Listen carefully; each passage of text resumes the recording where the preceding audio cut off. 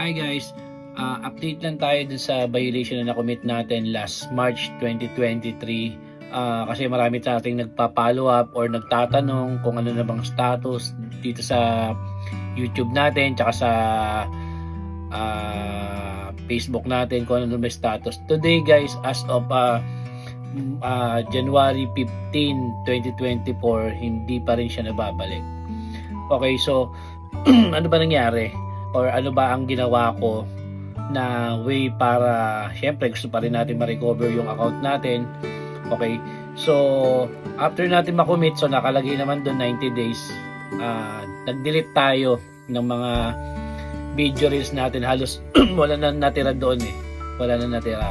And then after noon, nag-a-appeal tayo, and then nakailang beses na yun at yun pa din yung nire-respond sa atin. So yun nga, 90 days pa daw, reviewin pa daw ulit natin yung mga video natin, yung mga posting natin.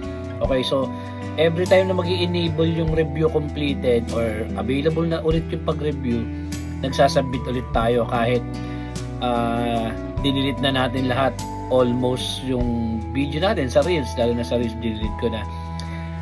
And then ang ginawa ko din, nag-delete din ako ng mga personal, yung dati pa nung wala pang Reels yung mga video natin. Nag-delete din ako, baka mayroong mga audio doon or something, or mga ibang malicious na hindi pa pwede kay FB. Delete ko na din. So ayun, review, sabit ng review. Actually guys, nakaraming beses na tayo na nagpa-review. Yun nga, as of this posting, January 2024, wala pa din. Okay, so nagkaroon pa ng time somewhere in November, siguro mga second week yun. Na-post ko rin naman dito sa YouTube na-lift yung restriction natin. Actually, hindi lang ako. Madami yung naka-encounter nun or naging lifted. Mga kakilala ko din, mga friends ko dito sa Reels, na na-lift din yung sa kanila. And then after 3 days, binalik yung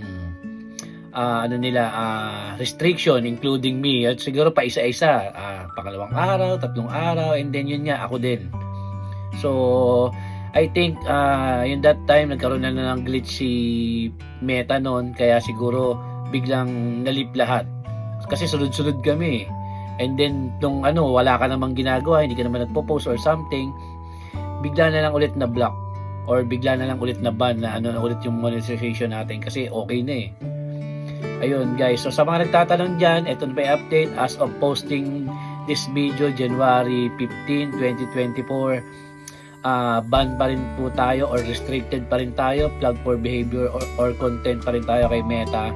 Okay, so syempre hoping pa din tayo na malip yun.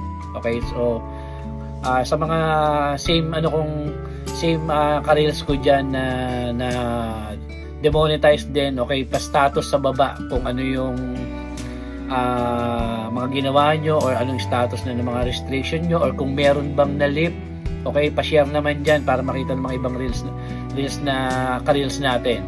Okay, so mga hindi pa nakasubscribe sa akin, okay, subscribe kayo dyan, click nyo lang yung notification bell and subscribe button para updated kayo lagi sa mga updates natin dito sa YT. Okay, sige, salamat, bye bye.